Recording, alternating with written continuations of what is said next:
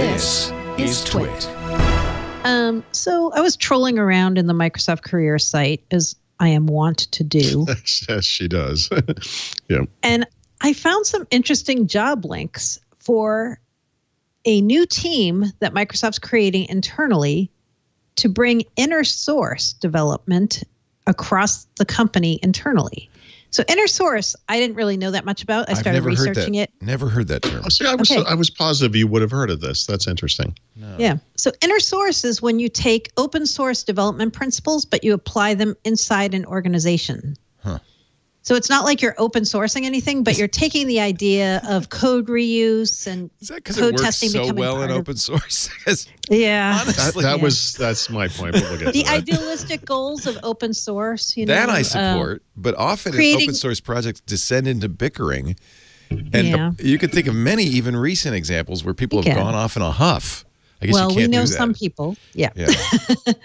No, but the idealistic goals, the cathedral and bazaar type open source, right? Okay. You know, the idea that you can create code branches, everything happens transparently, documentation is better because everyone's contributing and you can see actually what's going on when people are developing things, which is that's very anti how Microsoft does things. Not every team at Microsoft, but most teams have been very secretive, I feel like. So this is a bootstrapped effort inside the One Engineering System org at Microsoft, which is the org that's trying to bring all the different engineering teams across the different divisions together. And according to this job description, they're going to use GitHub, as you would expect, and they're going to try to get all the teams in different divisions to start doing these more open source-like things so that they can share code across projects, share their documentation, be more open about what's going on when they're developing different projects. I say let's see, because some teams have been... You're so much kinder than I am. You know? No, you know what? Some teams have done this at Microsoft. How about Visual Studio Code, I feel like, is an example of a project that probably is pretty much run like this right now. But Visual Studio Code is also a very tiny project compared to, say, something like Visual Studio or Office or Windows or... Yeah. No, so it's a journey, Paul. We've heard that from Microsoft. It's a journey. Well, the journey is no reward, Mary Jo. I don't know. I see this kind of cynically. I think of this in the terms of Microsoft's history. You know, Steve Ballmer infamously described Linux as cancer, and this is like the cancer taking over the patient, right? Because Microsoft's got it pretty bad these days when it comes to open source. And also, if you want, speaking of history, I referenced the embrace and extend, and I've often made the joke that Microsoft today is just embrace without extend. But in many ways, this is open source embracing and extending Microsoft, which is the ultimate irony if you know anything about the history of this company. Yeah. Because this is the religious part of open source that they're embracing, right? It's the methodology, right, to use I guess a less political word or whatever, but I don't know. I view this as this train racing down the track, and there's no stop to the stupidity, and there's no, there's just if you can't agree that what we're doing is perfect, you're not part of the thing anymore, And I worry about this kind of mentality, not because the ideals of inner source, which is the stupidest thing I've ever heard of, are not good, but I look at what they describe in GitHub specifically, and I think to myself, Microsoft is the most successful, the biggest software maker on earth. They have solved these problems at scale. They have already. Okay. Well, I mean, I think there's room for improvement, right? There's always room for improvement. Yeah, like I feel like some of the teams have been better at doing these kinds of things than others, like we said, Visual Studio Code, but also think if some of the teams could have shared their best practices, like Office bringing things cross-platform. What if they could have shared some of that with other teams at Microsoft? Maybe that would have shortened the cycle of them doing something like that. Yeah, in the past. But I mean, today you could kind of make the argument that Microsoft has in recent years made many efforts to bring things together. There's the one Windows Core thing that brought together the phone, which doesn't exist anymore, I know, but Xbox and HoloLens and Surface Hub, and also Windows 10 PCs, obviously. There's Microsoft 365, which is an effort to tie together Windows and Office 365 and the management services not just from a sort of functional integration standpoint, but from a servicing perspective, from a release schedule perspective. So I look, I mean, like I said, obviously there are good ideas in there. They're great ideas for a company that's never done anything before. For Microsoft, I sort of think, well, they've already been very successful doing what they do. This just kind of reeks of the, it's the new Microsoft versus old Microsoft thing. And at some point, I know I kind of joke about it, but I'm legitimately a little bit concerned about it too, where I kind of don't recognize this company anymore. I think back to when I started doing this 25 years ago and how they were at that time, the things I liked and didn't like about Microsoft, whatever, how the intervening 25 years have gone and so forth, how the company's changed, right? I mean, this company today, we're almost to the point where it literally bears no resemblance at all to the Microsoft that it's true. I've kind of built a career around it. I agree with you 100% on that. And I've been doing it like you have for decades. And I mean, sure. We talk about, I've brought this up on the show a couple of times. I remember calling different teams at Microsoft over the years and saying, hey, do you know the Office team is doing blah? And they're like, no, they're not. And I'm like, yeah, they are. And then they went over and were like, hey, you guys doing this? Yeah, they are. Oh, what? I'm like, how did you not know that? Like, it's going to impact what's going on with Windows and Internet Explorer. And like, why? How do you guys not know this? But the old culture of Microsoft was, and in some parts still is, secrecy is the best way. And until pretty recently, even pitting teams inside one org against each other and made the best project win still is the way they work. Do you know what company is exactly like that today, by the way, is Apple. And Apple operates under a veil of secrecy that I don't think even Microsoft ever achieved. And obviously they have some problems right now, but they are also the biggest company on earth too. I mean, right. I want to be clear here. I don't mean to say that this inner source thing is nonsense, that what they're doing is stupid. It's more, I see this as another step in this direction that I'm unsure of. And I feel like, I think the bigger problem, how can I explain this? It's a little bit like the accessibility stuff, where it's accessibility at all costs, where if we just add an accessibility feature, it is by definition positive and necessary and right.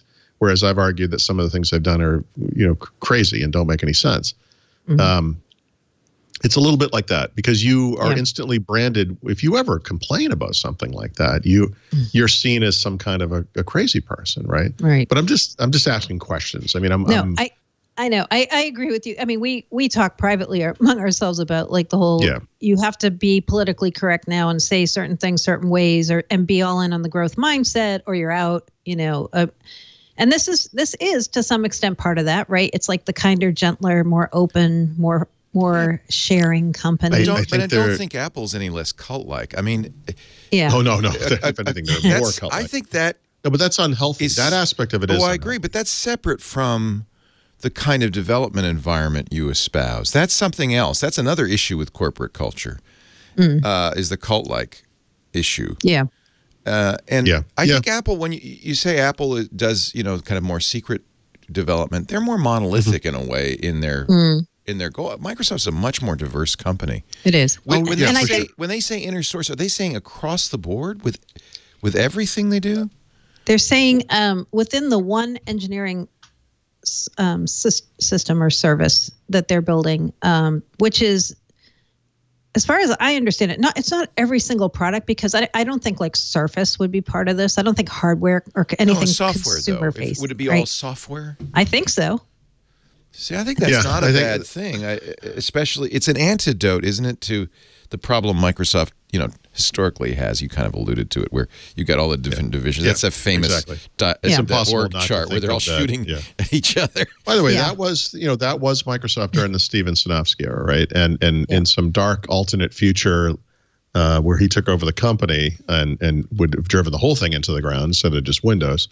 That's how that company would have operated for sure. And it did in many ways operate. No, that's not the right approach. I mean, any comparison with Apple is not going to be perfect. They are different companies. And like you said, Microsoft's a more diverse company in the sense that they have many, many more businesses. But, when you think about the secretive development of the iPhone or the the car project that they've been working on or not working on, because no one really talks about it, that's done in secrecy from the people within the company, right? That the people inside Apple knew less about that than people on the outside.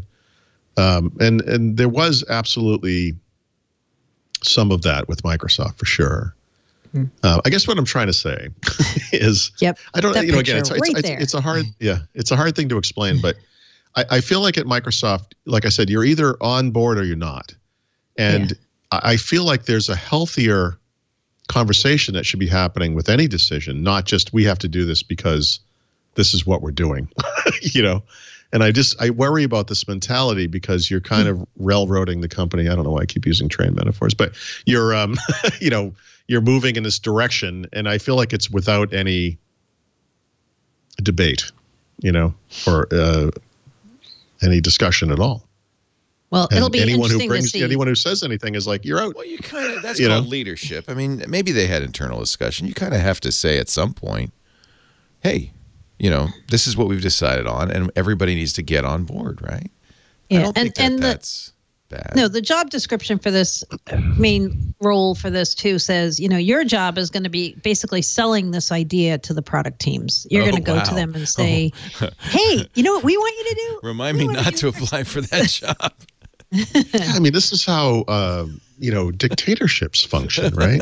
What do you mean you don't like the idea? Have you ever heard of the gulag we have? You will cooperate. Yeah. This, a couple here's of another credits. interesting, here's another kind of telling and interesting piece. So the way I found this first job posting was there's somebody who works at Microsoft who tweeted, hey, did you guys see this job post? And then he said, Gianluca Ribellino will be heading up this new inner source initiative. So I'm like, who's that guy? And I looked him up, and he was one of the main guys behind the Microsoft Open Source Technologies subsidiary for years at Microsoft. So I'm like, okay, so this is interesting. You know, I kind of think this is great. I don't. Yeah. I mean, just a couple of credits before we go too much farther. The term inner source was coined by Tim O'Reilly. Was it? Okay. Yeah, who is a writer and thinker, obviously, about all this stuff, and publishes the O'Reilly books. And the famous org chart is from Bonkers World. And I'm very proud to say that I have a autographed copy of that org chart hanging on a great org chart on my wall. That's amazing. At home. He did a that's exactly version right for me. Yeah. I'm sorry. Go ahead, Mary Jo. No, that was all I was going to say. Is it seems like there's a definite group of people, probably many of them inspired by GitHub or from GitHub even, who are saying, you know what, now that we own GitHub, let's get everybody to use GitHub and do things the GitHub way. I like that. I mean, and I like that in the sense that Microsoft's various engineering teams should all be using the same systems, you know? Yeah. That makes tons of sense. It does. You know, again, I'm not, I want to be really clear about this because I'm not saying it's wrong or bad. I'm just saying, you know, we've had so much of this kind of kumbaya stuff under Satya Nadella. It's like, seriously, at some point, I feel like I'm losing track of the script. The old bloodthirsty Microsoft, is that it? Well, by the way, it is a company that competes with other companies. They're supposed to be that way. It is. And you know what? It's way more fun to write about that too, isn't it? Like in the kumbaya version of Microsoft. Everyone's a winner, Leo. Everyone. No, I feel like it's way more fun to write about Office fighting against Windows than everyone's contributing code into GitHub and sharing ideas. But, no, I mean, here's a couple of things. I think it's easier to get new developers to come into that because a lot of people grew up in that environment. I think it probably is a better development platform. That's the whole theory behind this, is that you'll get better code. And haven't we been saying Microsoft has to fix its systems? I mean, we're going to talk about that in about 10 seconds. Okay. So the next story is going to highlight that exact problem. But. So this, I mean, I think this is it kind of makes sense in light of all the other things Microsoft has been doing. Right? I agree with completely. It's certainly consistent. With the Microsoft that has evolved before our eyes over the past, what has it been, 5 years? Wikipedia has a good inner source article, and it talks about the key factors, and it actually kind of makes a lot of sense. I don't think it's necessarily not competitive. Does it make sense like wearing white sneakers and laying down in a bunker? No, it's not drinking the Kool-Aid sense. It's things like coordination and leadership to support the emergence of an internal meritocracy. That's as opposed to the stacking system that they used to use. Remember that? Stack ranking. Stack ranking, where you would basically cut the throat of your colleague. You know, this is this survivor. That's exactly version. how I play Call of Duty. I'm sorry, that makes sense. That's why you don't like it. We are teammates in word only.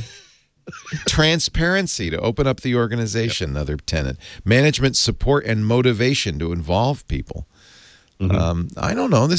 I understand Paul is not new agey, for Christ's sake. He's from Boston. But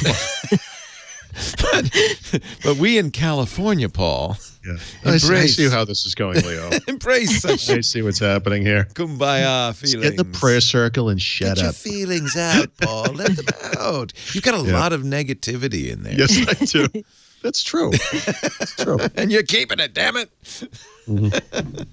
I think we both just have covered them so long. It's hard to believe that they could ever change completely from the company. Look what's happened in 5 years. It's unfathomable. It is just, I feel like everything like this, every time one of these types of things happen, and there have been many of these stories where all of a sudden Microsoft's doing this completely different thing. I just always think back, like, this company, I know the world's changed, right? We know that Microsoft's never going to dominate personal computing the way that it once did, right? And we know that there's really no chance it can do this again in any new market. The world, I've often said, actually, to be fair to myself, open always wins in the end. There's no doubt about it. That's right.